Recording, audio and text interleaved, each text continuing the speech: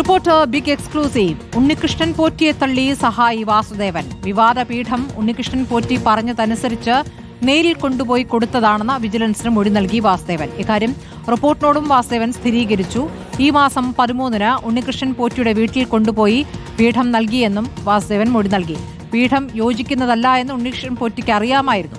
പോറ്റി പരാതി നൽകിയ വാർത്ത കണ്ടാണ് പീഠം തിരിച്ചേൽപ്പിച്ചത്. അഖിൽ കെ വിവരങ്ങളുമായി ആദ്യം. അഖിൽ, ഇപ്പോൾ ഉണ്ണികൃഷ്ണൻ പോറ്റിയുടെ കയ്യിൽ ഉണ്ണികൃഷ്ണൻ പോറ്റി ഇത് വാസുദേവന് കൊടുത്തതായിരുന്നു, സഹോദരിയുടെ വീട്ടിൽ കൊടുക്കാൻ എന്നാണോ ഇപ്പോൾ വിജിലൻസിന് ഇയാൾ മൊഴി നൽകിയിരിക്കുന്നത്? ഉണ്ണികൃഷ്ണൻ പോറ്റിയെ ഇപ്പോൾ വാസുദേവൻ പൂർണ്ണമായും തള്ളുകയാണോ?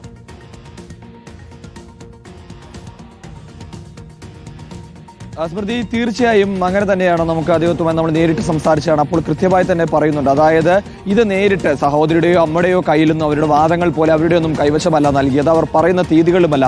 13-ാം തീയതി, സെപ്റ്റംബർ 13-ാം തീയതി തന്നെ ഉണ്ണികൃഷ്ണൻ പോറ്റിയുടെ കയ്യിൽ നേരിട്ടെത്തി, അതായത് അദ്ദേഹത്തിന്റെ വീട്ടിൽ നേരിട്ടെത്തി അദ്ദേഹത്തിന്റെ കൈവശമാണ് ഈ സാധനം നൽകിയതെന്നുള്ള കാര്യമാണ് പറയുന്നത്.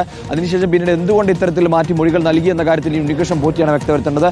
വാസുദേവൻ കൃത്യമായി തന്നെ പറയുന്നുണ്ട്, അതായത് അദ്ദേഹത്തിന് അറിയാമായിരുന്നു ശബരിമലയിൽ ഈ സംഭവം കൊണ്ടുവച്ചപ്പോൾ ദേവസ്വം ബോർഡ് ജീവനക്കാർ അവിടെ വെച്ച് പരിശോധന നടത്തുമ്പോൾ അത് സ്ഥാപിക്കാൻ ശ്രമിക്കുമ്പോൾ അത് സ്യൂട്ട് ആവുന്നുണ്ടായിരുന്നില്ല, അത് യോജിക്കുന്നുണ്ടായിരുന്നില്ല. അതിന്റെ അടിസ്ഥാനത്തിൽ അത് ഉപയോഗിക്കാൻ കഴിയില്ലെന്ന് പറയുകയും പിന്നീട് ഈ ഉണ്ണികൃഷ്ണൻ പോറ്റിയുടെ നിർദ്ദേശപ്രകാരമാണ് ഇത് അദ്ദേഹം തന്നെ ഏർപ്പാടാക്കിയ പമ്പയിൽ എത്തിച്ചേരുകയും അവിടെ നിന്നും താൻ തന്റെ വീട്ടിലേക്ക് കൊണ്ടുവരികയും പിന്നീട് എന്തെങ്കിലും അവർക്ക് ആവശ്യം വരുമ്പോൾ എന്തെങ്കിലും മാറ്റം വരുമ്പോൾ പറയാമെന്ന് പറയുകയും ചെയ്തു. പിന്നീട് അതിൽ യാതൊരു 3 വർഷത്തോളം സമയം 3-4 വർഷത്തോളം കാലം ഒരു വിവരവും അതിനെക്കുറിച്ചൊന്നും പറയുകയും ചെയ്തില്ല. പിന്നീട് ഒടുവിൽ ഇത്തരത്തിലൊരു വാർത്ത വരുന്നുണ്ട്, അതായത് ഈ സാധനം കാണാനില്ല എന്ന തരത്തിൽ ഉണ്ണികൃഷ്ണൻ പോറ്റി നൽകിയ പരാതിയുടെ ഒരു വാർത്ത കാണുമ്പോഴാണ് താൻ ഇത് മനസ്സിലാക്കുന്നതും പിന്നീട് 13-ാം തന്നെ സെപ്റ്റംബർ 13-ാം തീയതി തന്നെ ഇത് കൊണ്ടുപോയി നൽകുകയും ചെയ്തു എന്നാണ് പറയുന്നത്. ഈ കാര്യങ്ങൾ വളരെ കൃത്യമായി വിജിലൻസിനോട് സംസാരിക്കുകയും വിജിലൻസിന് ഇത് ബോധ്യപ്പെടുകയും ചെയ്തിട്ടുണ്ട് എന്നാണ് പറയുന്നത്.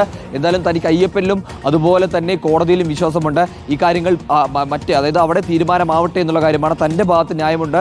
താൻ യാതൊന്നും ഈ പറയുന്നതിൽ കൃത്യമായ കാര്യങ്ങളാണ് വിജിലൻസ് അത് കൃത്യമായി ബോധ്യപ്പെടുത്തിയിട്ടുണ്ട്. വാസുദേവന് എത്ര കാലത്തെ സൗഹൃദമാണുള്ളത്?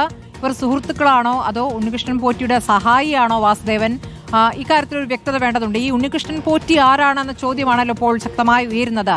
ഇങ്ങനെയൊരു സ്പോൺസർ എത്ര കാലമായി ശബരിമലയുമായി ബന്ധപ്പെട്ട് നിൽക്കുന്നു?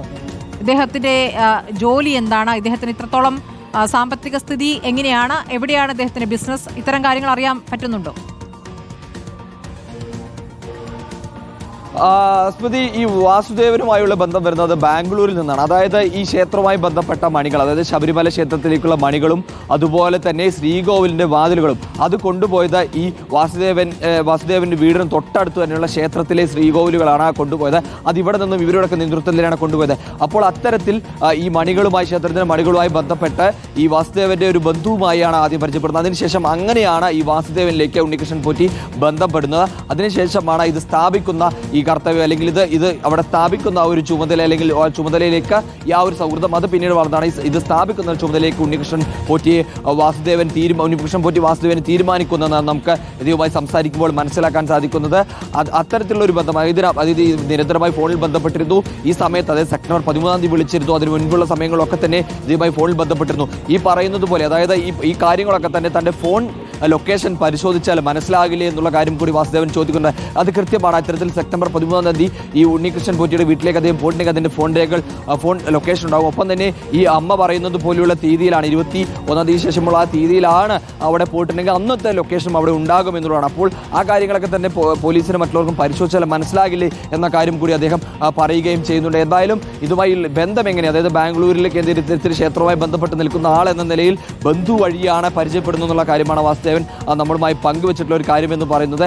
മറ്റ് വിവരങ്ങൾ, അതായത് ഇയാൾ എന്ത് ബിസിനസ് ചെയ്യുന്നു അല്ലെങ്കിൽ അതുമായി ബന്ധപ്പെട്ട കാര്യങ്ങളെക്കുറിച്ച് കൃത്യമായൊരു വിവരം ഇദ്ദേഹത്തിന് ഇല്ല, വാസുദേവനില്ല എന്ന് മനസ്സിലാക്കുന്നു. പക്ഷേ വിജിലൻസിന് തനിക്കറിയാവുന്ന കാര്യങ്ങൾ, നമ്മളിപ്പോൾ ഈ പറഞ്ഞ കാര്യങ്ങളൊക്കെ തന്നെ കൃത്യമായ മൊഴി വിജിലൻസിന്റെ.